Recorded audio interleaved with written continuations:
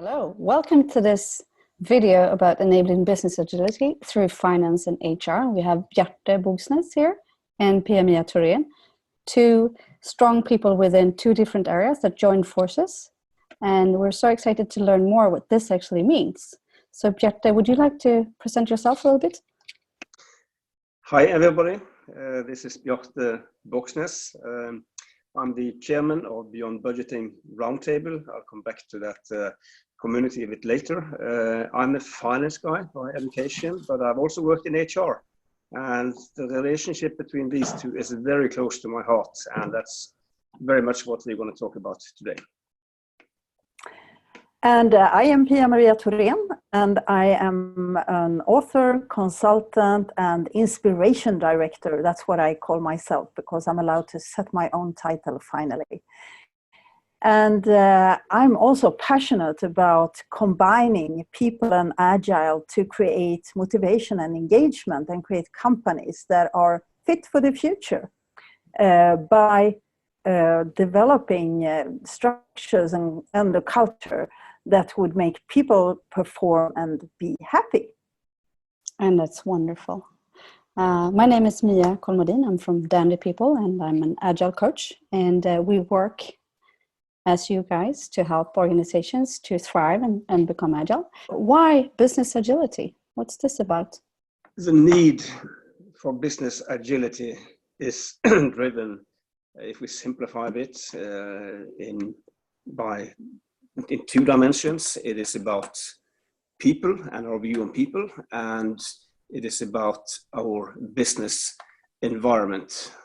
And those are both realities that we need to observe and reflect on, and what we see must have consequences for how we lead and manage in organizations. There's definitely more VUCA out there than when I started my career as a young finance guy in a company that was called Statoil at the time. Now we are called Equinor. And my first management job was head of the corporate budget department. And we made very detailed budget on the future, and it was easier because there was less VUCA out there at the time than what we see today. And because we have a higher level of VUCA, it must have consequences. And I think this uncertainty element here is worth exploring a bit, because people don't like uncertainty, right? And we try to shy away from it. And that is a problem, because we need to accept it's a fact. There is uncertainty. We need to not just accept it, we need to embrace it. We need to thrive on it. That is a great way of creating competitive advantage compared to competitors who not yet have realized this and try to manage this VUCA with old traditional management models. So this is one reality we need to reflect on, the world out there. The other is people in the organization. Yeah, I remember, Bjarte, when you had a training a few months ago at Dandy People, you talked about the only time when you as the finance director felt secure and had control was when you actually pressed that button that when the budget was done. And then 5 minutes later, you realized everything had changed. So that must be a really... 5 seconds. So that's the complexity and ambiguity and like you're describing here. Yeah. And Pia-Mia, do you have you have a story here around the X and Y? What does that mean? It's, well, the change that we are talking about is mainly about people, actually. And we can view people in different ways. And there is a writer called Douglas MacGregor who worked in the late 1950s, beginning of 1960s. He wrote a book called The Human Side of Enterprise. And in that book, he talks about how we view other people. And he talks about the X and the Y view. And this is the root of many problems in our organizations today, that we mainly view people with the X view. And what does that mean, really? Well, the X view means that we believe that people dislike to work and they are lazy by nature and they find it boring and will avoid it. But with a wide view, we believe that people need and like to work and they want to take an interest in it. And if they get, and this is important, the right conditions or prerequisites, they rather enjoy to work.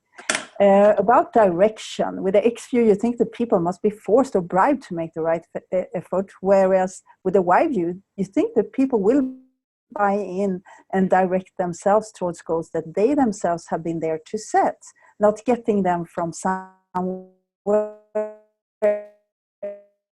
else, but goals that come from people. About responsibility then, thirdly. We believe with the X view that people would rather be directed and take responsibility and ownership for things which they would then avoid. But with the Y view, we believe that people seek and want to take responsibility and be accountable for their own actions. About motivation, we think with the X view that people are motivated mainly by money or fear to lose their jobs. But with the Y view, we think that people are motivated by realizing their own potential instead. And when it comes to creativity, you think with the X view that people have very little creativity, except when it comes to gaming the system or getting around the rules, you know. But with the Y view, we realize that creativity is a big part of people's brains, and everybody has a lot of creativity, but it's very little used.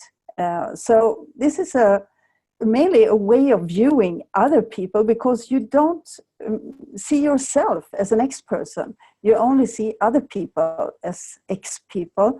So this is a prejudice that we have about other people. And when we form our organizational structures according to the X view, then that's when we create a lot of policies and rules and detailed processes and provide systems and reports and checklists for everything. Then we take away people's motivation to take responsibility and to direct themselves and be motivated and creative. So instead we need to start to trust that people really want to work and that they want to make a contribution to something bigger than themselves. And then actually people start to do that. So it's all about how we form our organizations. Like Bjarte used to say that we put everybody in jail because maybe 2% are doing the wrong things. And this is the rule that HR has been living by for the last 30, 40 years now. We make a new policy to put the people who do the wrong things in jail. So the X way of seeing people is the more traditional way, maybe top-down, hierarchical, and creating policies and structures to control. And the Y view is the agile view, where we build on trust and transparency. Exactly. So management becomes very difficult, as you may understand, and as we are going to see on the next slide also. But if I could add on here that, I mean, even if there was no VUCA out there at all, even if it was kind of quiet and predictable and plannable and all that finance people long to back to, I mean, if that was the case, this would still be an important discussion, right? But here we have, but both are at play. There are more VUCA out there. And we need to take this important X and Y discussion. And I think a key word that comes back all the time here is the word control, right? It is a word that is used a lot and everybody is afraid of losing it. Control and trust. Yeah, but I think that a lot of that control that managers think they have is just an illusion of control in both dimensions. I mean, the future is not predictable, right?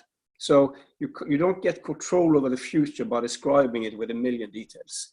And I think that people are much less controllable than what many like to think. I mean, people are smart and we don't want them to spend their innovation to workarounds around stupid rules and regulations. Right? Gaming the rules. So I think this is hard for many managers and finance people and some HR people to accept that a lot of the controls they think they have, it's just illusions of control. And more about beyond budgeting that you mentioned in the beginning, Bjarte. Can you describe what that is? Beyond budgeting is actually a somewhat misleading name, because the purpose is not necessarily to get rid of budgets. The purpose is to create these organizations that are more adaptive, more human, more agile. In order to do that, we need to change traditional management, and at the core, and leadership, and at the core of this, you find often the budgeting process and the budgeting mindset. So that's where the name is coming from, but this is much bigger, and it actually starts with leadership. There are 6 leadership principles, where many of them, most of them are, as you see, heavily inspired by theory Y. This is a theory Y leadership view. But it doesn't help in organizations to have these theory Y leadership visions if you have theory X management processes, because that creates poisonous gaps between what we preach and what we practice.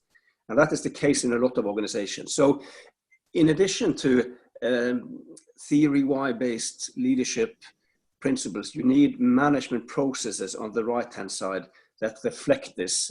And unfortunately, that is not what you see in many organizations, creating these extremely poisonous gaps, and the words on the left-hand side become hollow, because what people see in the management processes has a very different message. And the classical example is talking loud and warm about trust and autonomy on the left-hand side. But when it comes to the right-hand side, resource allocation, of course, we need detailed travel budgets. Right? Just imagine what would happen. I mean, hypocrisy is what I call it. So that consistency between the two here is key. And back to, I mean, if you talk about finance and HR here, it's very often finance who, together with executives who kind of preach and carry the leadership messages. It's finance very often that are in charge of the management processes. And a reason why this very often doesn't hang together is that these are two functions that too often don't talk together. And that is something we intend to change. Exactly. Yeah. So if you work together, you can get these two things to actually move closer towards each other. Yes, I call it the structure culture misfit, because there is a gap between the culture we say we want, the values we say we want to increase, and the structures that we are really providing for people in our systems and processes. And a very good example is that we say we want collaboration in our organizations. Collaboration is this word that we're striving towards. And then we measure people on individual bonuses, which drive, of course, the totally opposite behavior, that you don't want to collaborate. You want to make sure that you reach your goals first, and then you may help other people. And that's something we see in many organizations. If you don't have this collaboration and this view. Great. So moving on, of course, we talked a little bit about this already. Why should finance and HR join forces to enable business agility? We already touched upon that. Yeah, it's the only way that we can change organizations and scale agility for real, let's say. Because SAFE, that will only take you that far. It will only take you to the limits of IT, right? You can scale agility within IT with SAFE, but you can't scale agility beyond IT with SAFE. Then you need to look at leadership, you need to look at legal, marketing, HR, finance, and all these different support functions in the organization. So if we want to have real business agility, we have to join forces. We need to work cross-functionally across the borders. And managers and HR and finance needs to work together to do the change, because otherwise it will never be possible to be more agile. As the most top management teams say, is their priority number one today. It's to achieve business agility. So to understand that business agility is a way to actually support the organization to enable agility for real. Yeah. I mean, I fully agree. And I would argue that it is impossible to scale agile into true business agility applying a mindset and a framework that worked so well in revolutionizing software development. But sorry to say it, but I mean, if you say Scrum to an executive in a big company that don't play rugby, he might think it's a kind of skin disease. I mean, they need a language and a framework that they can relate to, even if they might disagree. And it's interesting how many huge organizations today are on agile transformation journeys, and very late on that journey they realize that well, they struggle, and they realize that the main reason is that they haven't understood what we're talking about now. So very, very late, finance and HR is coming in, and then when that happens, then it can become real.